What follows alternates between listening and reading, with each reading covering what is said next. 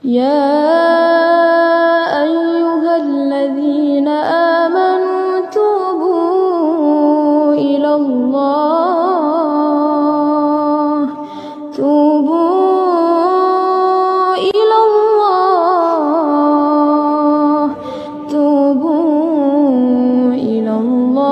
توبة نصوحا.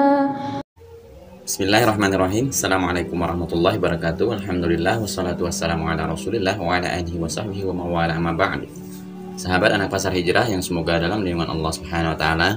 Dalam pertemuan kali ini sahabat ya, saya akan mereaksi sebuah video terkait pernyataan dari Guru Gembul. Masya Allah sahabat ya, beliau ini adalah seorang YouTuber yang lumayan terkenal. Dan di dalam video Guru Gembul ini sahabat ya, beliau ini membahas masalah salafi atau beliau ini menjuluki dengan Wahabi katanya. Dan beliau ini mengatakan salafi yang dikatakan Wahabi itu membagi tauhid menjadi 3. Tauhid uluhiyah, rububiyah, dan asma wa sifat. Dan ironisnya sahabat ya, Guru Gembul ini menyangkal dan menyalahkan masalah tauhid uluhiyah, rububiyah, dan asma wa sifat tersebut. Dan beliau ini mengatakan bahwa tauhid tersebut disebut dengan tauhid trinitas katanya. Nauzubillah sahabat ya. Dan saya tidak menyangka apakah Guru Gembul ini memang benar-benar tidak paham atau benar-benar tidak tahu tentang masalah tauhid. Padahal sahabat ya, masalah tauhid ini sudah dari dulu dikemukakan oleh para ulama. Dan ternyata sahabat ya, bukan hanya salafi saja yang membagi tauhid itu menjadi 3, yaitu tauhid uluhiyah, rububiyah, dan asma wa sifat. Sedangkan dalam Ormas Muhammadiyah mereka pun meyakini tauhid tersebut. Dan nanti kita akan jelaskan sahabat ya. Namun coba kita simak dulu bagaimana pernyataan dari Guru Gembul ini yang menyangkal tentang tauhid uluhiyah, rububiyah, dan asma wa sifat.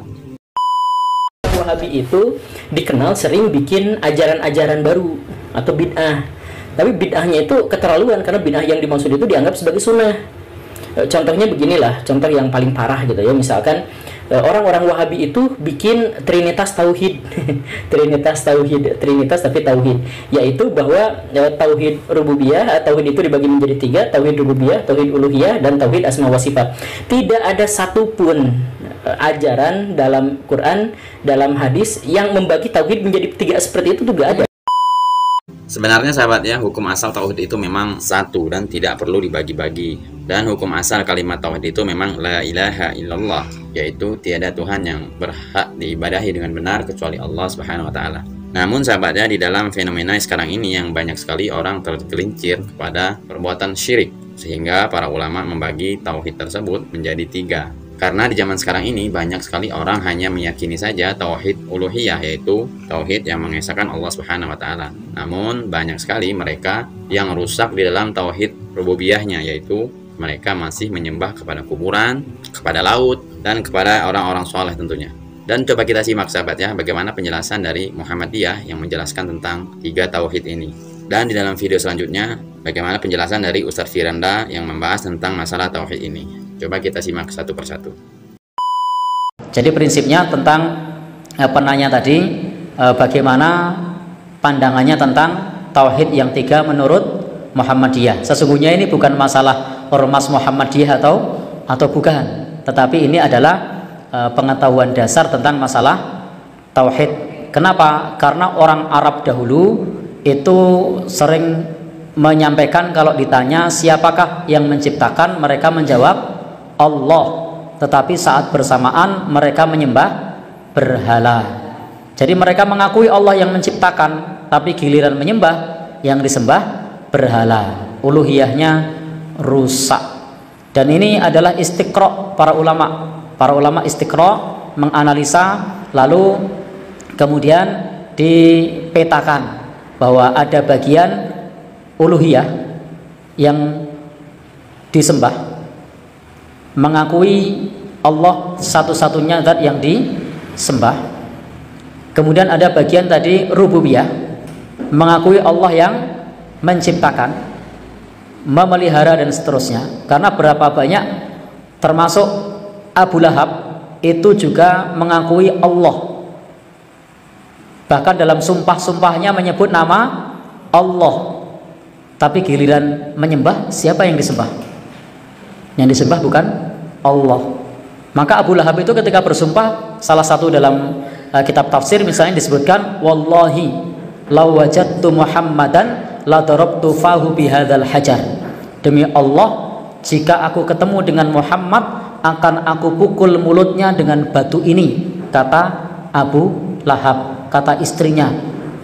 Mengucapkan itu, dia bersumpah wallahi. Padahal Abu Lahab itu disebutkan saya selanaron dzata lahab, akan masuk api neraka. Tapi sumpahnya demi Allah. Kenapa? Karena memang Abu Lahab mengakui Allah yang memiliki alam semesta raya ini, tetapi menyembahnya bukan kepada Allah. Ketika berbicara asma wa sifat itu tidak sesuai dengan yang dituntunkan, yang disebutkan oleh Allah Subhanahu wa taala. Wallahu alam bishawab. Matur nuwun. Ustaz, siapa yang bagi-bagi tauhid seperti ini ya?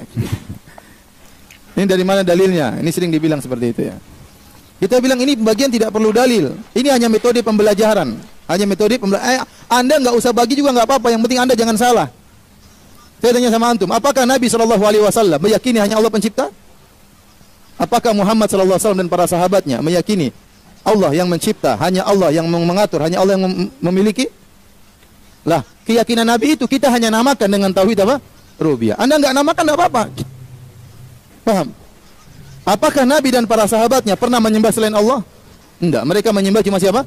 Allah. Nah, sikap Nabi dan para sahabatnya yang menyembah hanya kepada Allah kita namakan dengan tauhid apa? Uluhiyah. Ya. Paham? Sama. Apakah Nabi meyakini ada yang maha mengetahui selain Allah? Jawabannya tidak ada. Nah, keyakinan Nabi bahwasanya yang mengetahui hanya Allah itu kita namakan dengan tauhid apa? Allah semua sifat. Ini hanya metode pembelajaran. Ya, hanya metode pembelajaran. Kalau kita tidak membagi juga nggak ada masalah. Yang penting kamu jangan salah. Kenapa butuh pembagian ini? Itu pertanyaan. Kenapa butuh pembagian ini? Karena pembagian dibutuhkan karena ada yang menyimpang. Karena ada yang menyimpang. Dia benar dalam satu sisi, dia salah dalam sisi yang lain. Buktinya, betapa banyak orang menyangka dia bertauhid, padahal dia menyembah kepada selain Allah. Sementara dia meyakini yang menciptakan hanya Allah, yang mengatur alam semesta hanya Allah. Tapi waktu menyembelih, dia menyembelih kepada jin. Maka kita harus jelaskan, kamu ini benar dalam yang ini, salah dalam yang ini. Nah, yang ini namanya, yang benar itu namanya tauhid rububiyah, yang salah namanya tauhid al-uluhiyah. Jadi pembagian ini muncul kalau sebenarnya tidak ada penyimpangan, tidak perlu kita bagi-bagi. Paham? Saya ulangi. Sebenarnya kalau tidak ada penyimpangan, tidak perlu kita bagi-bagi. Tetapi karena ada penyimpangan, kesalahpahaman dalam penerapan tauhid, maka perlu kita bagi sehingga kita bisa menjelaskan mana titik yang benar dan mana poin yang salah. Paham sampai di sini? Oleh karenanya ketika orang-orang musyrikin mereka salah, maka perlu penjelasan. Kata Allah Subhanahu wa taala, kita mau cari, sebenarnya tidak butuh dalil, tapi ini sekedar untuk penjelasan aja, penjelasan. Pertama, pembagian perlu karena apa? Karena ada penyimpangan. Allah berfirman tentang orang musyrikin, wa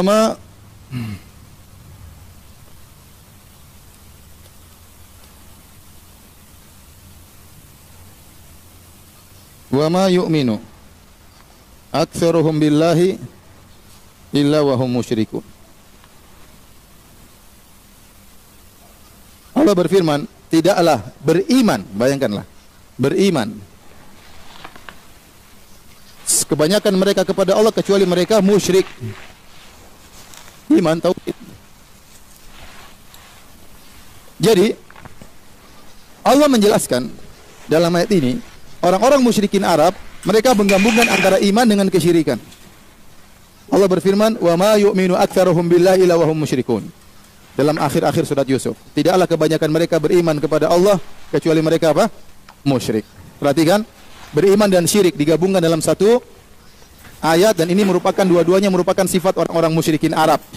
Kalau antum baca tafsir ayat ini seluruhnya, antum akan dapati pernyataan Ibnu Mas'ud mengatakan iman mereka yaitu kalau ditanya, ya, siapa yang menciptakan langit, kata Allah, kata mereka Allah. Wala in sa'altahum man khalaqas samawati wal arda la yaquluna Allah. Kalau engkau bertanya kepada mereka siapa yang menciptakan langit dan bumi, mereka akan mengatakan siapa? Allah. Itulah iman mereka. Wala in sa'altahum man khalaqahum, kalau kau bertanya kepada mereka siapa yang menciptakan mereka, la yaquluna Allah. Mereka jawab yang menciptakanlah siapa? Allah. Berarti iman mereka itu. Mereka yakin hanya Allah yang maha mencipta, hanya Allah yang maha memberi rizki, hanya Allah yang maha rububiyahnya. Ternyata mereka berbuat syirik. Wahum musyrikun. Kesyirikannya di mana? Kesyirikannya ternyata mereka menyembah berhala. Ternyata mereka menyembelih kepada selain Allah. Ternyata mereka pakai azimat-azimat. Jadi sahabatnya, sudah kita menyimak dari pendapat dua ustadz tadi tentang masalah tauhid ini, yaitu tauhid uluhiyah, rububiyah, dan asma wa sifat. Tentu kalau kita menyimak dari awal sampai selesai sahabat ya, pasti kita akan paham tentang tiga tauhid ini. Mengapa dulu para ulama membagi tauhid ini menjadi tiga.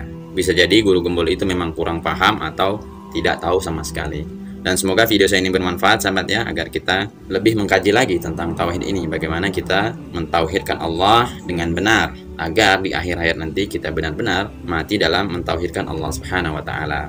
Wassallallahu ala nabiyina Muhammad walhamdulillahirabbil alamin. Assalamualaikum warahmatullahi wabarakatuh.